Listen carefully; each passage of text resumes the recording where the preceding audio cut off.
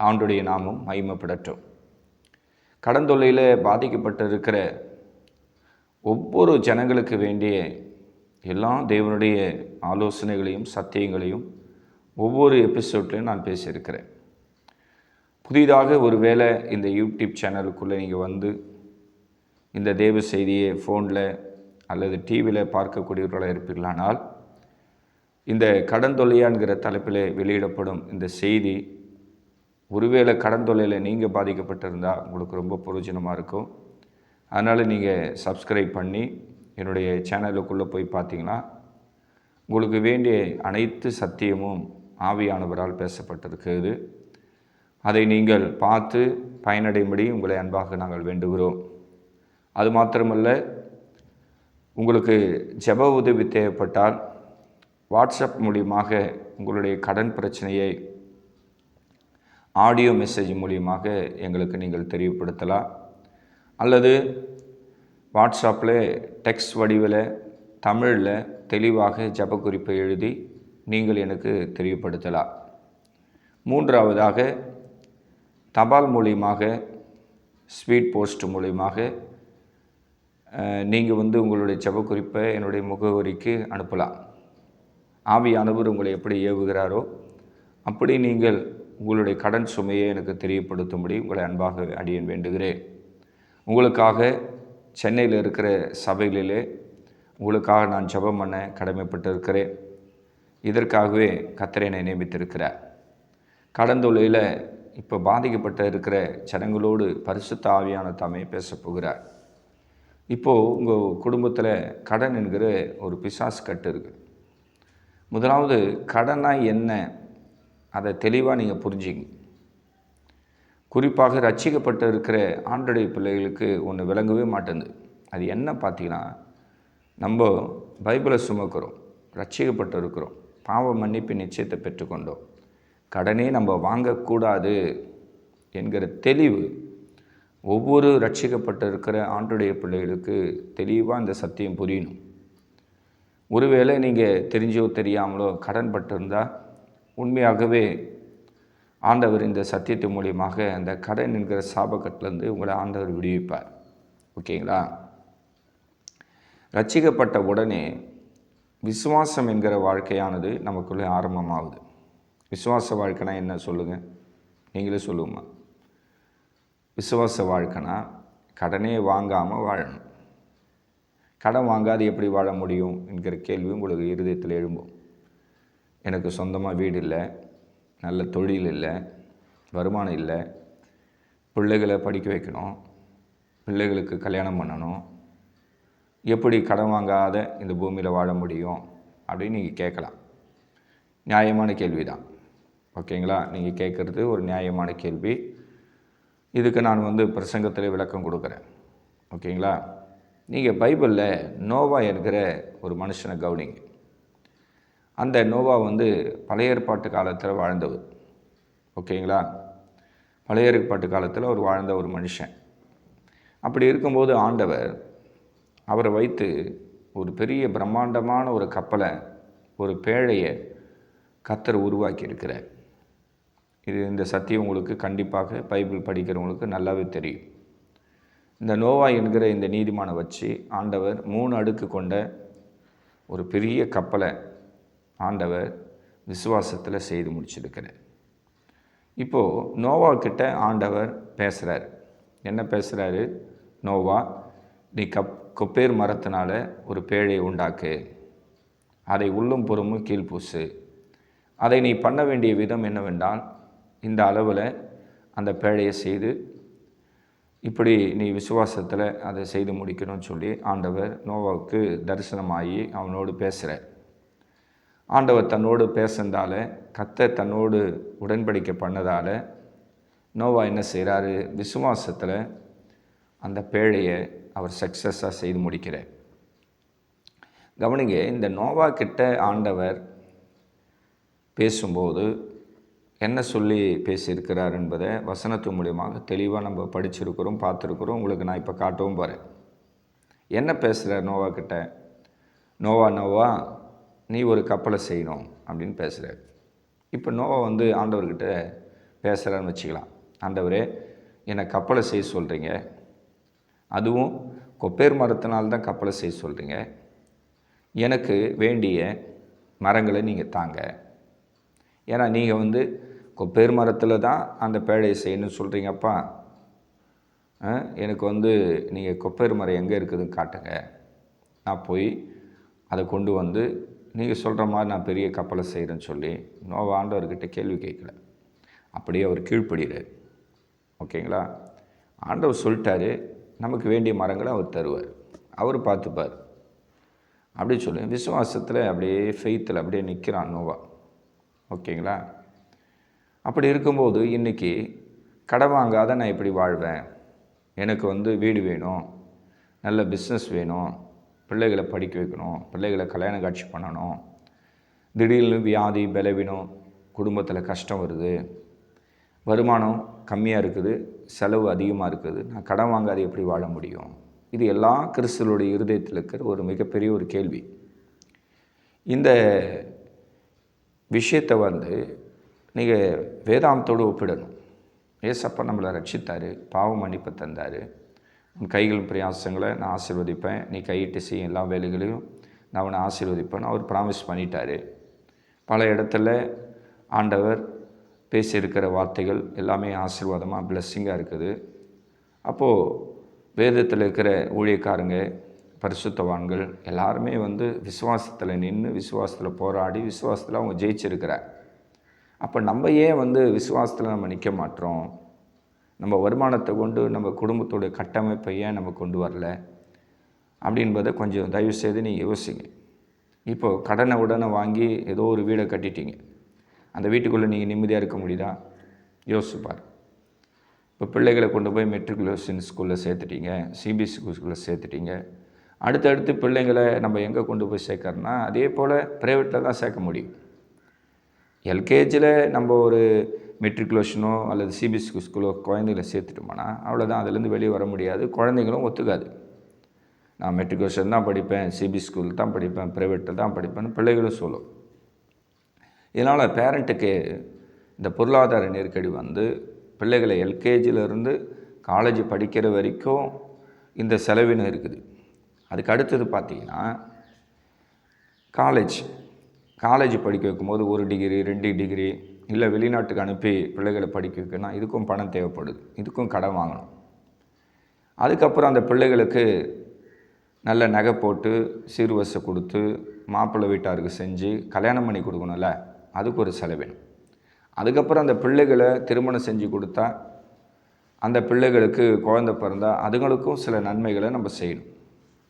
இப்படி வாழ்க்கை முழுவதும் பண தேவைகள், பொருளாதார நெருக்கடிகள், கஷ்டங்கள், உபத்திரங்கள் மனுஷனுக்கு ஏற்பட்டு கொண்டே இருக்குது. இதனால் மனுஷன் என்ன செய்கிறான்? வீடு கட்ட கடன் வாங்குகிறான், படிக்க வைக்க கடன் வாங்குகிறான், கல்யாண காட்சி பண்ண கடன் வாங்குகிறான், திடீர்னு ஆக்சிடெண்ட்டு, மருத்துவ செலவு, பிஸ்னஸில் லாஸு, இப்படின்னு வரும்போது மனுஷன் ஃபுல்லாகவே கடன் கடன் கடன் கடன் கடன் சொல்லி மீள முடியாத அந்த கடத்தில் மனுஷன் மாட்டிக்கின்னு இன்றைக்கி கடனால் பல பேர் செத்தும் போன கதைகளை நம்ம பார்க்குறோம். ஓகேங்களா? ஆனால் நான் பைபிளில் காட்டுற இந்த நோவாவை கவனிங்க. ஒரு பெரிய கப்பலை செய்யணும், மனுஷ தெய்வம் கிடையாது. இந்த இடத்துல கொப்பேர் மரம் இருக்குது நோவா, அங்கே போய் நீ ஆட்களை கூட்டின்னு போய் அந்த மரத்தை வெட்டி கொண்டு நான் சொல்கிற மாதிரி அந்த படகை செய் அப்படின்னு ஆண்டவர் சொல்லலை. ஆண்டவர் என்ன சொல்கிறார் நோவாவுக்கிட்டனா, கொப்பேர் மரத்தில் நீ போட்டை செய்யணும், அவ்வளோதான். அளவு கொடுக்குறாரு. இப்படி தான் நீ அந்த போட்டை செய்யணும், இவ்வளோ தான் நீளம் இருக்கணும், இவ்வளோ அகலம் இருக்கணும், இவ்வளோ உயரம் இருக்கணும், இப்படி தான் கதவு ஜன்னல்லாம் வச்சு நீ செய்யணும், அந்த கப்பலை நீ வாட்டர் ப்ரூஃப் பண்ணணும் அப்படின்னு சொல்லி ஆண்டவர் நோவாக்கிட்ட பேசி தன்னுடைய விசுவாசத்தை ஆண்டவர் நோவாவுக்கு சொல்லி கொடுக்குறார். கர்த்தர் காண்பித்த அந்த விசுவாசத்தின் பாதையை நோவா அப்படியே பின்பற்றுறான். இப்போது நோவா இடத்துல நம்ம இருக்கிறோன்னு வச்சுக்கலாம். இப்போ ஆண்டவர் நமக்கு தரிசனமாகி நம்மளோட பேசுகிறார். இது போல் 3 மாடி வீடு கட்டு அப்படின்னு ஆண்டவர் பேசுகிறாருன்னு வச்சுக்கலாம். 3 அடுக்கு மாடி கொண்ட ஒரு வீடை கட்டுப்பா, 300 முழத்தில் அது நீளம் இருக்கணும், 50 முழத்தில் அகலம் இருக்கணும், 30 முழத்தில் அந்த பில்டிங் இருக்கணும், விசுவாசத்தில் கட்டு, வருமானத்தை கொண்டு கட்டு அப்படின்னு ஆண்டவர் சொன்னால், நம்மளை எத்தனை பேர் கடன் வாங்காத அந்த 3 மாடி வீடை நம்ம கட்டுவோம்? ஒருத்தர் கூட கட்ட முடியாது. கவர்மெண்ட் வேலை செய்கிறவங்க, ரயில்வேல வேலை செய்கிறவங்க, பிடிசியில் வேலை செய்கிறவங்க, பெரிய பெரிய உயர் அதிகாரிகளால் கூட அந்த 3 மாடி வீடை கர்த்தர் காண்பிக்கிற இந்த அளவின்படி 3 மாடி வீடியை கடன் வாங்காமல் கட்டவே முடியாது. ஒருவேளை பெரிய ஃபேக்ட்ரி நீங்கள் வச்சுருந்து கோடிக்கணக்கில் பணம் ரொட்டேஷன் ஆனால் கூட கடன் வாங்காமல் லோன் போடாமல் அந்த 3 மாடி வீடை கட்ட முடியுமா? நான் உதாரணத்துக்கு உங்களை கேட்குறேன். கட்ட முடியாது. இன்றைக்கி 190 பேர் ஹவுஸ் லோன் வாங்குகிறாங்க. ஹவுஸ் லோனு எத்தனை வருஷம் பார்த்தீங்கன்னா, சுமார் ஒரு 25 வருஷத்துலேருந்து அவங்க 25 வருஷம், சுமார் 25 வருஷம் அவங்க அந்த லோனு போட்டுருவாங்க. அப்போது தன்னுடைய வருமானத்தில் பாதி மடங்கு ஹவுஸ் லோனுக்கே போயிடும். ஒரு 60,000 சம்பளம் வாங்கினா 25,000 ஹவுஸ் லோன் போயிடுது.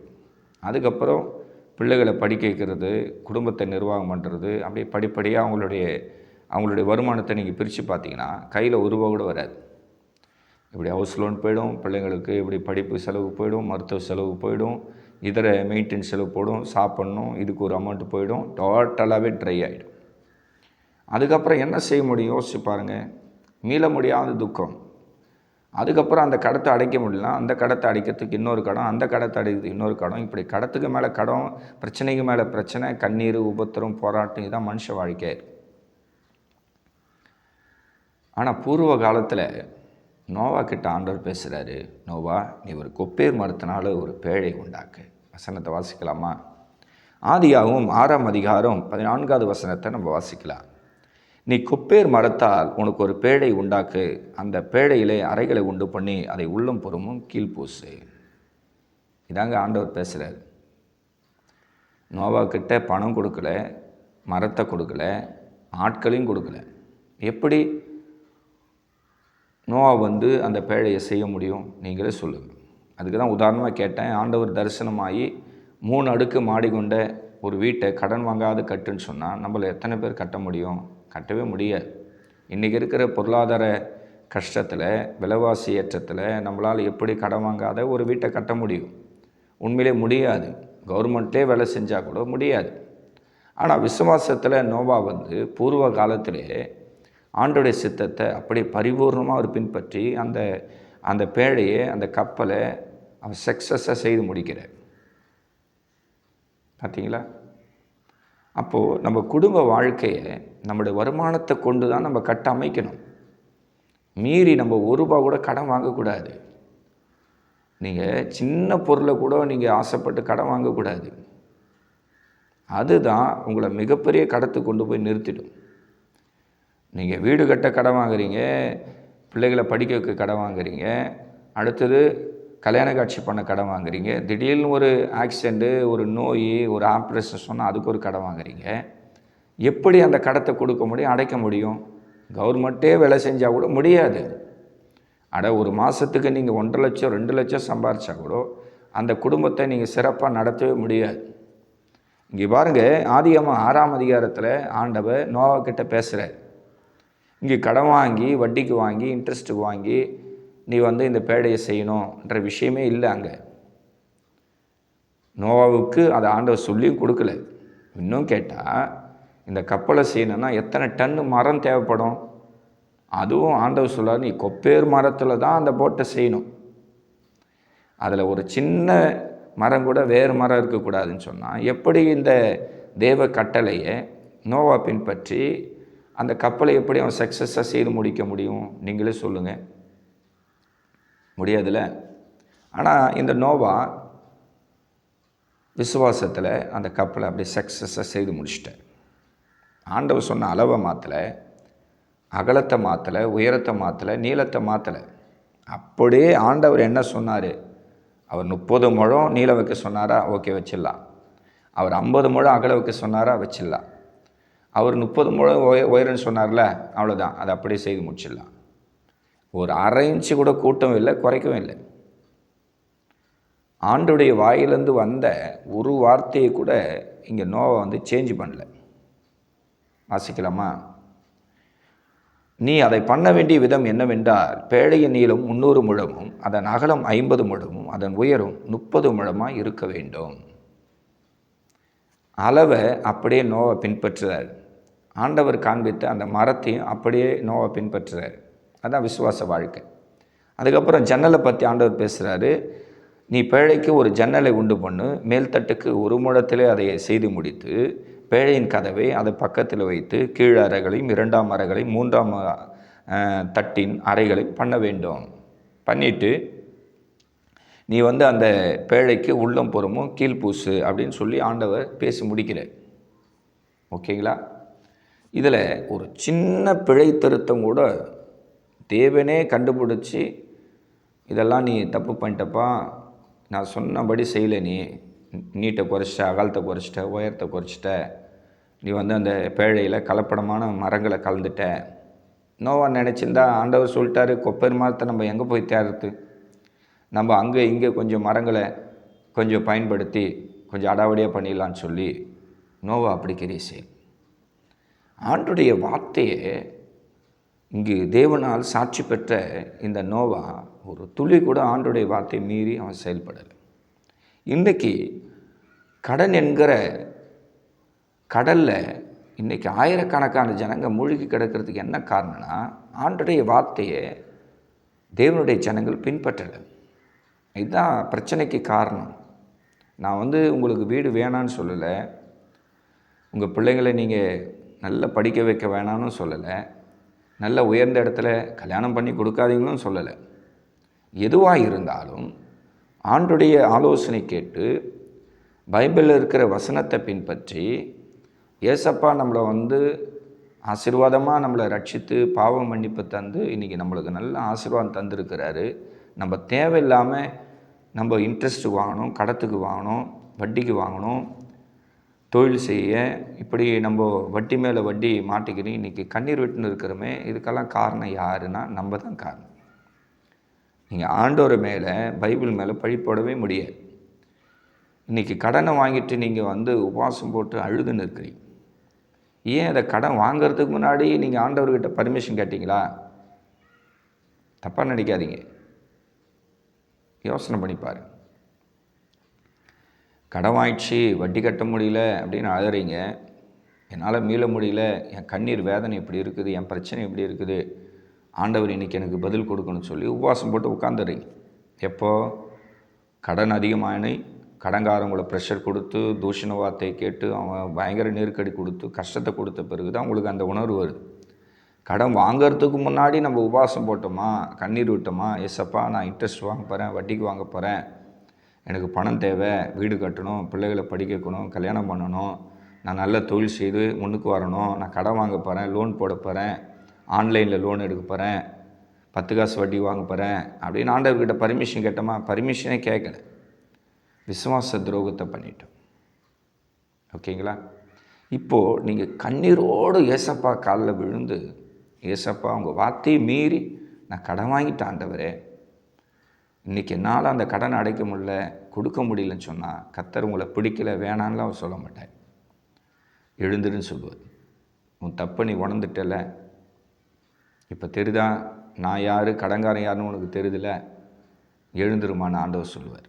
என் அன்பு சகோதரியே, நீ எந்த சூழ்நிலையில் இருந்தாலும் ஆண்டவர் உன்னை கைவிட மாட்டார்மா. நீ தெரிஞ்சு செஞ்சியா, தெரியாமல் செஞ்சியா, பிசாசால் ஏமாற்றப்பட்டியா, இதெல்லாம் ஆண்டவர் பார்க்கல. உன்னை கடன் என்கிற சாபக்கட்டிலேருந்து தூக்கி எடுக்க தான் கர்த்தர் இந்த வார்த்தையை பேசின்னு வர. உண்மையிலே உன் இருதயத்தில் விசுவாசம் வைமா. நம்ம செஞ்சது தப்பு, ஏசப்பா மேலே எந்த தப்பும் கிடையாது. அவருடைய வார்த்தையை நம்ம மதிக்கலை, அப்பாவை சொன்ன வார்த்தையை நம்ம மதிக்கலை, இன்றைக்கி அவமானம், கண்ணீர், பிரச்சனை, போராட்டம், தொடர்ந்து எதை செஞ்சாலும் சாபக்கட்டு, முன்னேற்றம் இல்லை, ஆசீர்வாதம் இல்லைன்னு சொல்லி இன்றைக்கி நீ அழுதுன்னு இருக்கும்போது ஆண்டவர் உன் பக்கமாக வராருமா. உன் கண்ணீரை துடைத்து, உன் வேதனை மாற்றி, உன் பிரச்சனையை மாற்றி, உன்னை அப்பா வாழ வைக்க உன்னோட ஆண்டவர் இன்றைக்கி பேச வந்திருக்கிற. உன்னுடைய சாபக்கட்டு உடையும், உன் பிரச்சனை மாறும், உன் போராட்டம் மாறும், உன் யுத்தம் மாறும். அந்த கடன் என்கிற சாபக்கட்டை கர்த்தர் உடைப்பார். ஏன்னா நீ அவருடைய மகளாக மாறிட்ட. என் அன்பு சகோதரியே, நீ ஏசப்பாவோட புள்ளம்மா, உன்னை ஆண்டவர் எப்படி கைவிடுவார்? என் அன்பு சகோதரியே, நீ ஏசப்பா புள்ள, நீ செஞ்ச தப்பு தான், அதை நியாயம் நான் படுத்தலை. ஆனாலும் கர்த்தர் பாவங்களை மன்னிக்கிறவர், மீறுதலை மன்னிக்கிறவர், ஆதாம் ஏவாள் ஏதேன் தோட்டத்தில் ஆண்டுடைய வார்த்தையை மீறி தப்பு பண்ணாங்களா இல்லையா? நீங்களே சொல்லுங்கள். ஆண்டவர் அந்த தோட்டத்தின் நடுவில் இருக்கிற அந்த விருட்சத்தை தொடாத, அந்த மரத்தை தொடாத, அந்த பழத்தை பறித்து சாப்பிடாதன்னு சொல்லிட்டார். இவங்க ஆண்டுடைய உடன்படிக்கை மீறி அந்த தோட்டத்தில் இருக்கிற நன்மை தீமை அறியத்தக்க அந்த பழத்தை புருஷன் பொண்டாட்டி 2 பேரும் சாப்பிட்டாங்க, தப்பு பண்ணிட்டாங்க. ஓகேங்களா? இப்போ ஆண்டவர் கூப்பிட்டு கேட்குறாரு, ஆதாமே ஏன் இதை செஞ்சேன்னு கேட்குறாரு. ஆதாம் சொல்கிறான், ஆண்டவரே நான் தப்பு பண்ணல, இவ தான் எனக்கு அந்த பழத்தை கொடுத்தான்னு சொல்லி ஏவாளை கை காட்டி விட்டாங்க. யார்? இந்த ஆதாம்.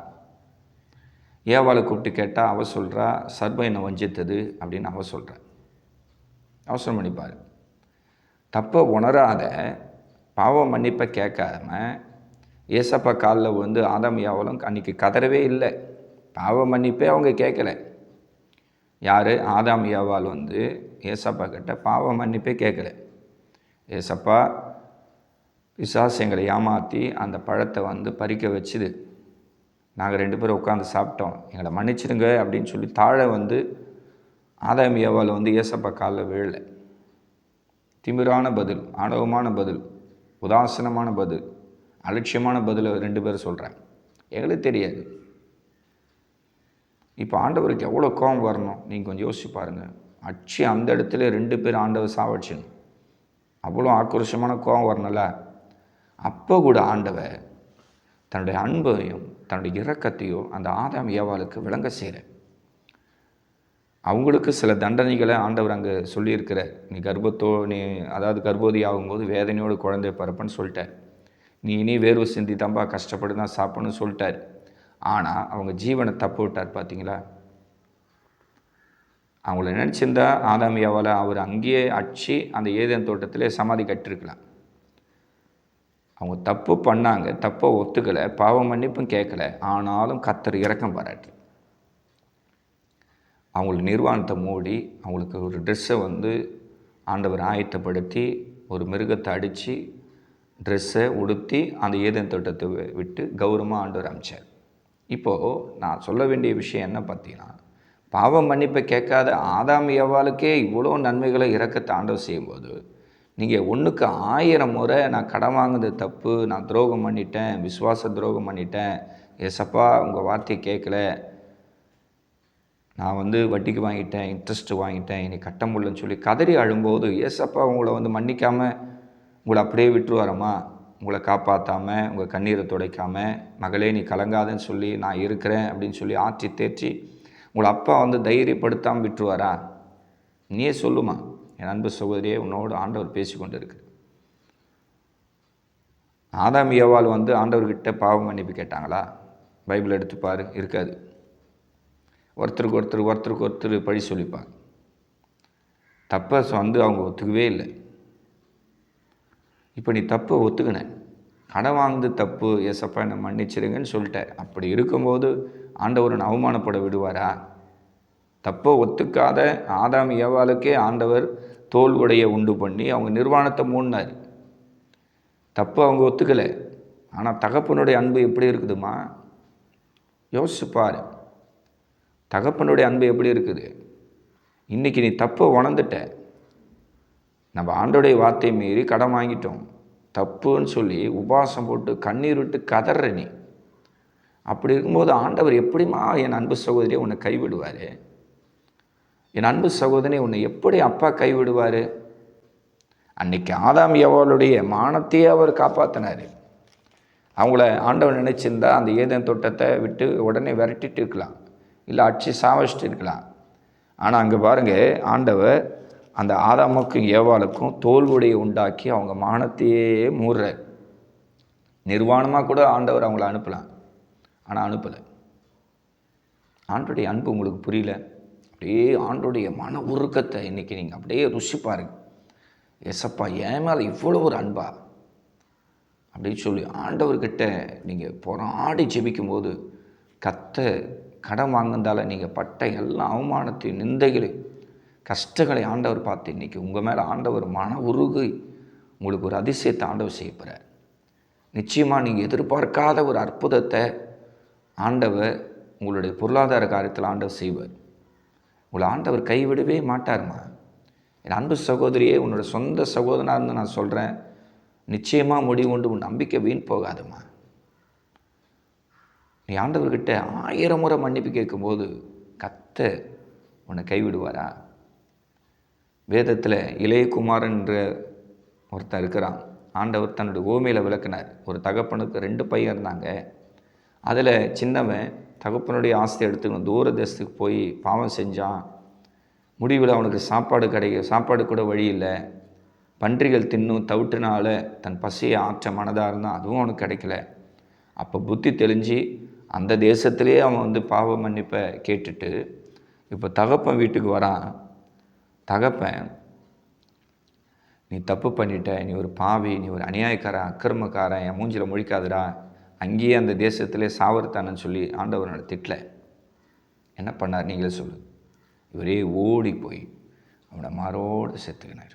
நீ ஏன் பிள்ளடா, உனக்காக நான் இன்றைக்கி பெரிய விருந்து செஞ்சு சந்தோஷத்தை நான் கொண்டாட போகிறேன்னு சொல்லி அவன் கையில் மோதிரம் போட்டு அவனுக்கு உயர்ந்த வஸ்திரத்தை கொடுத்து அவனுக்கு நல்ல ஆகாரத்தை தந்து அவன் இழந்து போன ராஜ அந்தஸ்தை கர்த்தர் அவனுக்கு தந்தது போல், என் அன்பு சகோதரி, இழந்து போன எல்லாமே உனக்கு கைகூடி வரும். என் அன்பு சகோதரி, நீ பிஸ்னஸை லாஸ் ஆகி கண்ணீரோடு இன்றைக்கி இருக்கிறப்பா, ஏசப்பா உன்னை கைவிடவே மாட்டார். சந்தேகப்படாதீங்க யாருமே. பாவ மன்னிப்பை கேட்காத ஆதாம் ஏவாளுக்கே ஆண்டவர் நன்மை செஞ்சு அவங்கள இந்த பூமியில் வாழ வைக்கும்போது, நீங்கள் கடன் சுமையில் மாட்டிக்கின்னு சிக்கிக்கின்னு அவமானப்பட்டு கூனி குறுகி இன்றைக்கி கண்ணீரோடு இருக்கும்போது ஏசப்பா எப்படி உங்களை கைவிடுவார்? அவரை தயவு செய்து யாருமே சந்தேகப்படாது. கர்த்தர் நல்லவர் என்பதை ருசித்து பாருங்கள். அவர் மேல் நம்பிக்கையாக இருக்கிற மனுஷன் பாக்கியவான். சங்கீதம் 34வது வசனத்தை நம்ம எடுத்துக்கொள்ளலாம். அதில் தாவீது சொல்கிறாரு, கர்த்தர் நல்லவர் என்பதை ருசித்து பாருங்க, அவர் மேல் நம்பிக்கையாக இருக்கிற மனுஷன் பாக்கியவான. பார்த்தீங்களா எப்படி இருக்குது வசனம்? உங்களை அப்படியே ஆண்டவர் இந்த வசனத்தை வச்சு ஆற்றி தேற்றி தைரியப்படுத்துவார். உண்மையிலே நீங்கள் வாங்கின கடத்தெல்லாம் அடைச்சிடுவீங்க. சந்தேகப்படாதீங்க. நான் வாங்கின கடத்தெல்லாம் அடைச்சிடுவேன், ஏசப்பா என்னோடு இருக்கிறாரு அப்படின்னு நீங்கள் நம்பிக்கையோடு இருங்க. ஓகேங்களா? 34ஆம் சங்கீதம் இந்த 8வது வசனத்தை நம்ம வாசிக்கலாம். கர்த்தர் நல்லவர் என்பதை ருசித்து பாருங்கள், அவர் மேல் நம்பிக்கையாக இருக்கிற மனுஷன் பாக்கியவான். ஆண்டோடைய நாமம் மையப்படட்டும். என் அன்பு சகோதரியே, கர்த்தர் நல்லவர், கர்த்தர் நல்லவர், கர்த்தர் நல்லவர்னு சொல்லுமா வாயை திறந்து. இந்த வார்த்தையை கேட்டுக்கொண்டு இருக்கிற என் அன்பு சகோதரியே, உன் இருதயத்தில் இப்படி கை வைப்பா. என் அன்பு சகோதரி, நீ உன் இருதயத்தில் இப்படி கையை வச்சு, கர்த்தர் நல்லவர், அவர் மேல் நான் நம்பிக்கையாக இருக்கிறேன், என்னோடய கடனை நான் அடைப்பேன், அப்பா எனக்கு தருவார், ஏசப்பா எனக்கு உதவி செய்வார், என் மனசில் இருக்கிற வேதனை மாறும், என் கண்ணீர் மாறும், என் பிரச்சனை மாறும், என் குடும்பத்தில் இருக்கிற எல்லா சாபக்கட்டை அப்பா உடைப்பார், நான் அவர் மேலே நம்பிக்கையாக இருக்கிறேன்னு வாயை திறந்து சொல்லுமா. என் அன்பு சகோதரன், நீ வாயை திறந்து அறிக்கையிடுப்பா. கர்த்தர் நல்லவர், கர்த்தர் நல்லவர், கர்த்தர் நல்லவர் கதறி கதறி கதறி கதறி நீங்கள் ஆண்டவர்கிட்ட பொருத்தனை பண்ணி ஜெபிங்க. அப்படியே இந்த வேத வசனத்தை வச்சிங்க. உங்கள் கடன் சுமையை அப்படியே தேவ சமூகத்தில் வச்சுக்கின்னு கண்ணீரோடு ஜெபிங்க. ஏசப்பா, நான் கடனை வாங்கிட்டப்பா, என்னை மன்னிச்சிருங்க, என்னை மன்னிச்சிருங்க, என்னை மன்னிச்சிருங்க அப்படின்னு சொல்லி நீங்கள் கண்ணீர் விட்டு கதறி அழும்போது ஆண்டவர் உங்களுக்கு நல்லவராக வெளிப்படுவார். தாவீதை கொண்டு ஆண்டவர் சொல்கிறாரு, என்ன ஒரு அற்புதமான வார்த்தையை சொல்கிறாரு அப்படின்றத உங்களுக்கு காட்டப்போகிறேன் அடுத்த வசனம். ஓகேங்களா? அதே சங்கீதம் 34ஆம் அதிகாரம் 10வது வசனம். சிங்கக்குட்டிகள் தாட்சியடைந்து பட்டினியாக கிடக்கும், கர்த்தரை தேடுவர்களுக்கோ ஒரு நன்மையும் குறைபடாது. என் அன்பு சகோதரியே, கடன் சுமையினால் அப்படியே நீ உடஞ்சி போய் நொறுங்கி போய் செய்வதறியாமல் தவித்து கொண்டு இருக்கிறமா, உனக்கு உதவி செய்ய யாரும் கிடையாது. உன் வீட்டில் எந்த ஆசீர்வாதம் இல்லை, உன் வீட்டுக்குள்ளே எல்லாமே குறையாக இருக்குது. ஆண்டவர் சொல்லாரு, ஒரு நன்மையும் உனக்கு குறைபடாது. அரிசி, பருப்பு, எண்ணெய், மாவு, உப்பு, புளி, பால் பாக்கெட்டு, உனக்கு தேவையான எல்லா பொருளாதாரத்தை அப்பா செய்வாருமா. ஏன்னா நீ அவரை இந்த சூழ்நிலை கூட, இந்த நெருக்கத்தின் மத்தியில் கூட, இந்த கடன் என்கிற பிரச்சனையில் நீ இருந்தும் கூட ஆண்டவர் நீ உண்மையாக தேர என் அன்பு சகோதரியே, உன் தேவைகளை அப்பா சந்திப்பார்.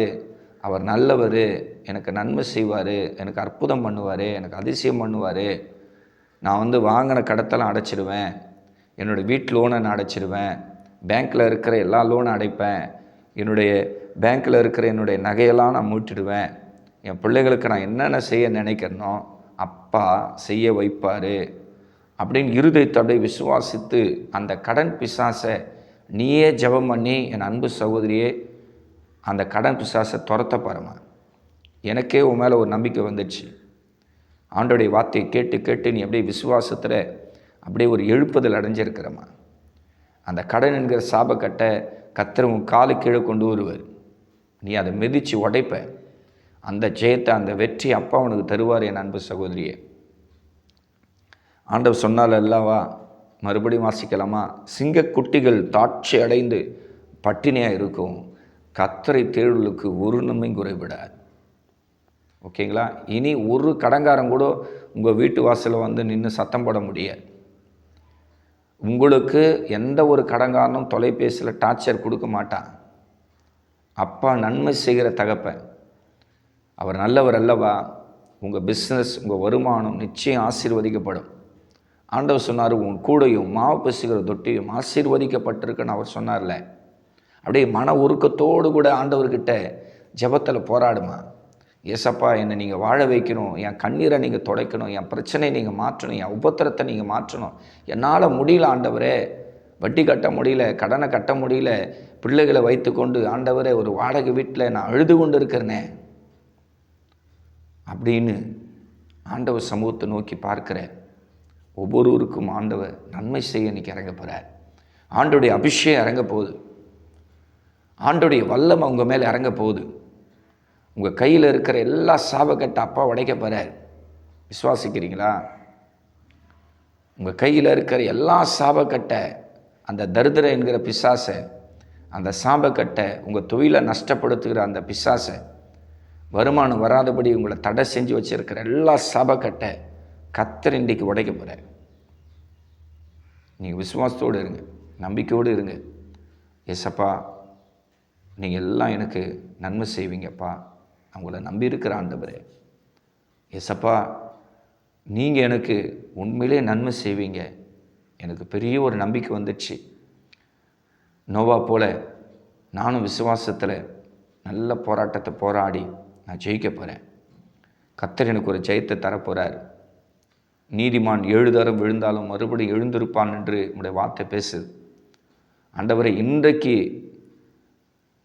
கடன் சுமையில் விழுந்து போன என்ன நீங்கள் தூக்கி நிறுத்த போகிறீங்க. வாயை திறந்து சொல்லுங்கள், நான் கடன் சுமையில் விழுந்து போனேன், ஏசப்பா என்னை தூக்கி நிறுத்துவார். சொல்லுங்கள், தூக்கி அப்படியே உயரத்தில் அப்படியே தூக்கி அப்பா என்னை நிறுத்துவார். நான் வைக்கப்பட்ட என் ஊரில், என் கிராமத்தில், என் பட்டணத்தில் அப்பா எனக்கு வருமானம் தந்து என்னுடைய கடன் சுமையெல்லாம் அடக்க வச்சு என்னை இந்த தேசத்தில் உயர்த்துவார். சொல்லுமா என் அன்பு சகோதரி, வாயை திறந்து சொல்லு. ஏசப்பா, எனக்கு நீங்கள் நன்மை செய்வீங்க, அதிசயம் பண்ணுவீங்க, அற்புதம் பண்ணுவீங்க. நான் விசுவாசிக்கிறப்பா, இந்த 34ஆம் சங்கீதத்தில் இருக்கிற இந்த 2 வசனம் என்னுடைய வாழ்க்கையில் நிறைவேறும். கடன் என்கிற பிசாசு, அந்த சாபமான அந்த சாத்தானை என்னை அடிமைப்படுத்தி கொடுமைப்படுத்தி எனக்கு இவ்வளோ உபத்திரத்தை தந்த அந்த கடன் பிசாசை ஜெயிக்க அப்பா எனக்கு இன்றைக்கி இறங்குவார் அப்படின்னு இருதயத்தில் விசுவாசம் வச்சிங்கன்னா கண்டிப்பாக உங்கள் வாழ்க்கை சந்தோஷமாக இருக்கும். நீங்கள் ரொம்ப நல்லா இருப்பீங்க, பிளஸ்ஸிங்காக இருப்பீங்க. மனதார நான் உங்களை வாழ்த்துறேன். கர்த்தர் உங்களை ஆசீர்வதிப்பாராக. தொடர்ந்து ஜெபிங்க. உங்களுக்காக தொடர்ந்து நான் ஜெபிக்கிறேன். உங்களுடைய ஜெப குறிப்பை எனக்கு அனுப்பித்தாங்க.